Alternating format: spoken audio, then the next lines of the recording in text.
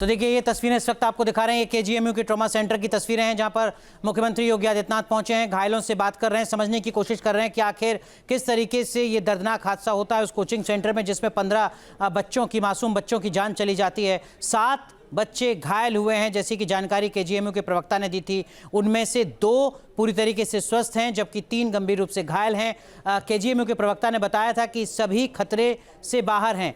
जो 7 बच्चे इस वक्त जिनका ट्रीटमेंट चल रहा है, हमारे सहयोगी निखिल हमारे साथ जुड़ रहे हैं ज़्यादा अपडेट के साथ। निखिल, मुख्यमंत्री पहुंचे हैं ट्रॉमा सेंटर में, घायलों से बात कर रहे हैं, क्या कुछ अपडेट आपके पास?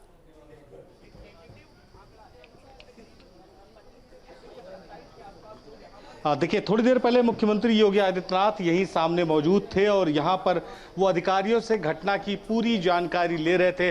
इसके बाद वो ट्रॉमा सेंटर पहुंचे हैं। सबसे पहले वो घायलों का हालचाल लेंगे, चिकित्सकों से बात करेंगे कि किस तरह से उनको और बेहतर इलाज दिया जा सके।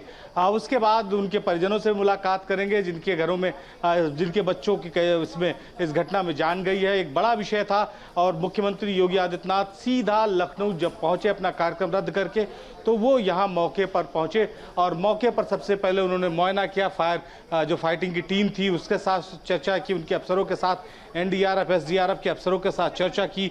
नीचे उन्होंने मुआयना किया, जो बेसमेंट में जहाँ पेट स्टोर था वहाँ पर जो है उन्होंने मुआयना किया और उसके बाद इंस्टीट्यूट का भी वो जगह देखी जहाँ पर ये इंस्टीट्यूट चल रहा था, एनिमेशन इंस्टीट्यूट। उसके बाद मुख्यमंत्री योगी आदित्यनाथ ऊपर छत पर पहुंचे जहाँ से इस पूरे ऑपरेशन को अंजाम दिया गया, जहाँ से जो 15 कैजुअलिटीज़ हुई हैं उनकी डेड बॉडीज़ को बाहर निकाला गया।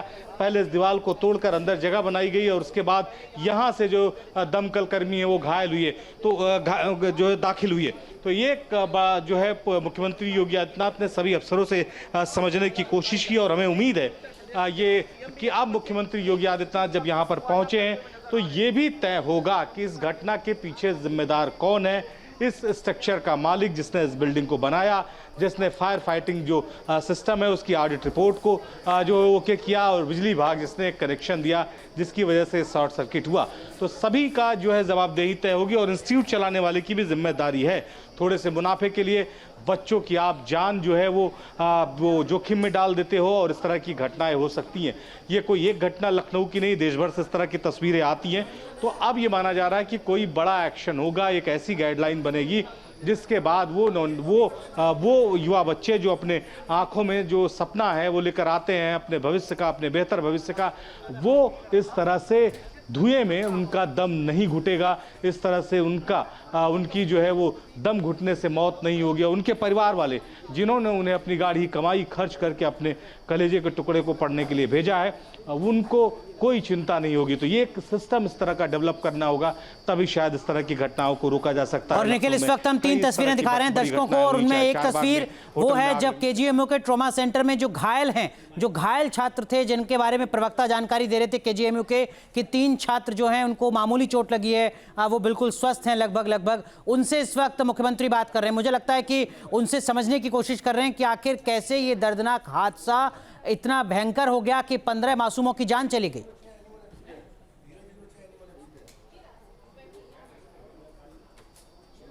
देखिए, 7 घायलों को पहुंचाया गया था मेडिकल कॉलेज। मुख्यमंत्री योगी आदित्यनाथ उन्हीं घायलों से बात कर रहे हैं और समझने की कोशिश कर रहे हैं कि घटना कैसे हुई।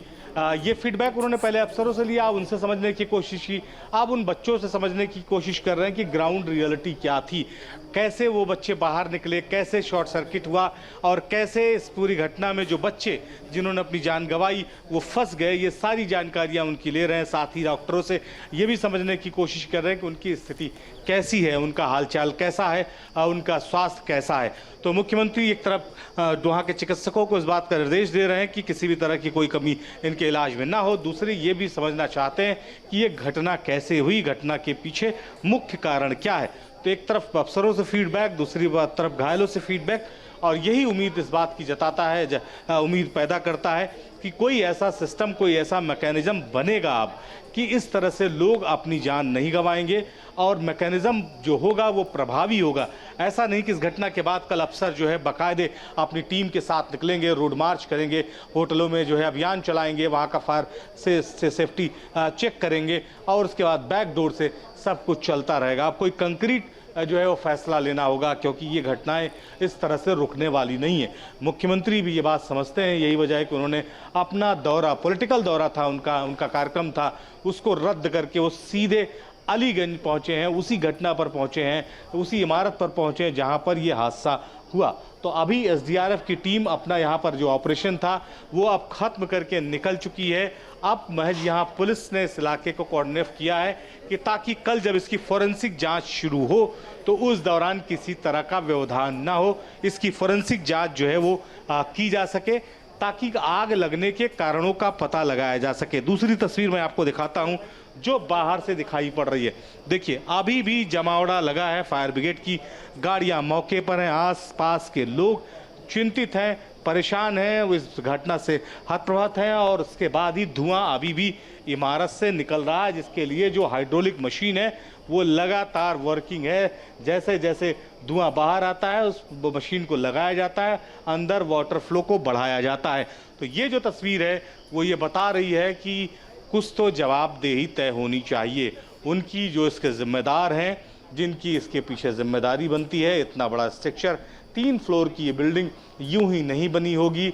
जब ये बिल्डिंग बनना शुरू होगी तो लखनऊ विकास प्राधिकरण की निगाह यहाँ पर गई होगी या आवास विकास की निगाह गई होगी, दोनों की बात मैं कर लेता हूँ। अगर आवास विकास के दायरे में है, हालांकि लखनऊ विकास प्राधिकरण के दायरे में है, 3 मंजिला इमारत खड़ी हो गई, नक्शा पास हुआ कि नहीं पास हुआ, नक्शा पास हुआ तो उसका कंप्लायंस हुआ कि नहीं हुआ, ये महत्वपूर्ण चीज़ है। अगर कंप्लायंस हुआ तो फायर सेफ्टी जो एग्जिट है, फायर जो एग्जिट है वो होना अनिवार्य था इस बिल्डिंग के स्ट्रक्चर में, जो कि नदारत है, 3 तरफ से पैक है।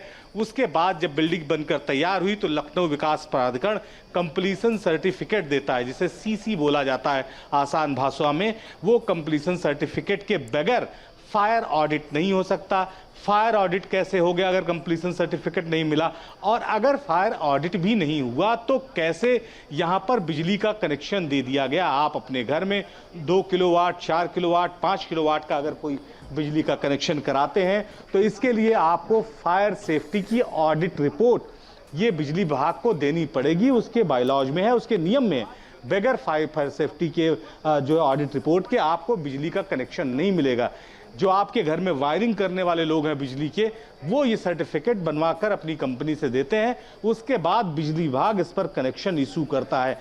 तो ये कनेक्शन कैसे इशू हो गया जिसमें शॉर्ट सर्किट हुई और 15 मासूमों की जान चली गई। तो सवाल एक नहीं है, सवाल कई हैं और हर सवाल का जवाब मिलना बेहद जरूरी है। यकीनन निखिल, उन सवालों का जवाब मिलना जरूरी है। आप बने रहिए हमारे साथ। इस बीच जो तस्वीरें केजीएमयू से सामने आ रही हैं, जो घायल छात्र हैं उनके परिजनों से यहाँ पर मुलाकात कर रहे हैं संभवतः, और देखिए जो बेबसी है, जो दर्द है, वो यहाँ पर जो महिला हैं वो बयां कर रही हैं। और जिस तरीके के इंस्ट्रक्शन सबसे कुछ मिनट पहले योगी आदित्यनाथ ने दी तमाम स्टाफ को, उससे साफ पता चलता है कि जिस जवाबदेही का जिक्र हमारे सहयोगी निखिल कर रहे हैं वो जवाबदेही यहाँ पर सुनिश्चित होगी। ये भरोसा, ये उम्मीद जरूर जगती है। ये सीधी तस्वीरें केजीएमयू ट्रॉमा सेंटर से, जहाँ घायलों के जो पीड़ित हैं उनके परिजनों से मुलाकात कर रहे हैं इस वक्त योगी आदित्यनाथ।